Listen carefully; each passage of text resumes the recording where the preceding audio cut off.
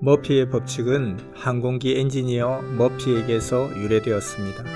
1949년 에드워드 공군 기지에서 충격 완화 장치 실험을 하는데 한 기술자의 사소한 배선 실수로 실패로 끝났습니다.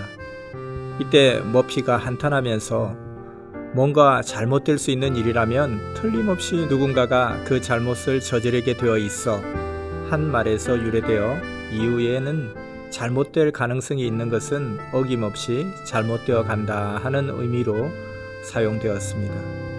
이에 반해 매사를 긍정적으로 생각하고 자신에게 좋은 일이 일어난다고 생각하면 그것이 인생에 큰 영향을 주고 도움을 준다는 셀리의 법칙이 있습니다.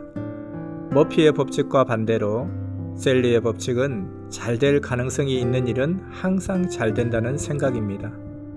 머피의 법칙이 물건을 찾아보면 꼭 마지막 찾는 장소에서 발견되고 그냥 지나칠 때는 자주 오던 버스도 기다리면 안 오고 학년 초에 저 아이와만 같은 반이 되지 않았으면 하면 기필코 그 아이와 한 반이 되는 그런 시기라면 셀리의 법칙은 시험 당일 아침에 우연히 펼쳐봤던 책에서 문제가 나오고 지각이라고 잔뜩 기가 죽어 교실 문을 여는데 선생님이 아직 안 들어오셨고 공부하다 졸리운 참에 갑자기 정전이 된다는 시기입니다. 셀리는 영화 해리가 셀리를 만났을 때에서 맥 라이언이 맡은 역으로 엎어지고 넘어져도 결국은 해피엔딩을 이끌어내는 셀리의 모습에서 유래합니다.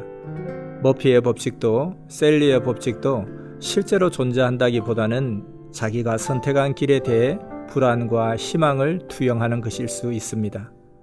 단순한 행동보다 중요한 것이 태도입니다. 낙관주의는 단순한 느낌이 아니라 미래에 대한 믿음입니다. 미래에 대한 확고한 확신이 있는 사람이 더 인내할 수 있고 미래가 자기에게 유리하게 전개될 것이라는 믿음을 가진 사람이 실제로 그렇게 될 가능성이 훨씬 높습니다.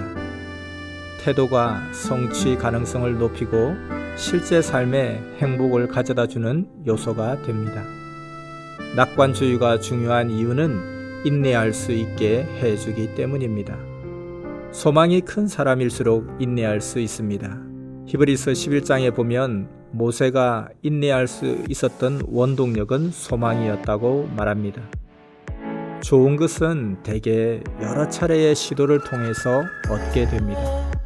시도의 횟수가 더해갈수록 실현 가능성은 높아지지만 실망의 누적으로 인해서 인내심도 고갈되어 가는데 결국 끝까지 가는 사람은 낙관적인 태도를 가진 사람이 비관적인 태도를 가진 사람보다 월등하게 오래 참을 수 있는 것입니다.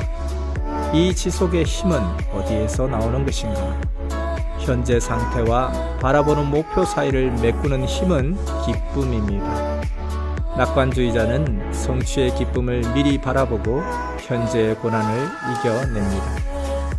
아이를 임신한 여자는 출산 이후 아이를 얻는 기쁨을 상상하면서 현재의 산고를 이겨내고 공부를 열심히 하는 학생은 시험 이후에 높은 성적에 대한 기쁨을 바라보면서 현재의 고통을 이겨냅니다.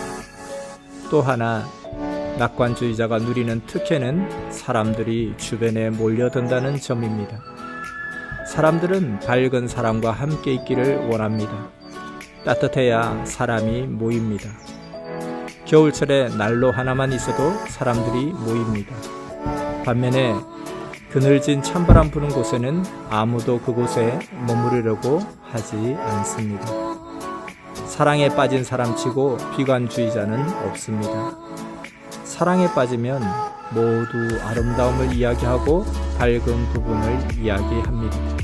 상대방의 장점을 이야기합니다. 사랑에 빠져서 노래하는 사람 같은 그런 모습으로 살아가면 어떨까요? 살다 보면 바라던 일도 원치 않는 일도 특별한 이유 없이 찾아올 때가 있습니다. 그럴 때 그 일을 대하는 태도가 결과를 좌우합니다. 바다는 늘 잔잔한 호수가 될 수 없습니다. 갑자기 풍랑이 몰아칠 수 있습니다. 풍랑이 일면 그로 인해 목적지에 더 빨리 갈 수 있고 바람을 다스리는 경험과 지혜를 얻을 수 있습니다. 신앙을 가진다는 것은 관점의 변화를 의미한다고 합니다. 자기 주관대로 생각하고 판단하는 것을 하나님의 관점에서 바라보게 됩니다. 그러면 다른 세계가 보입니다.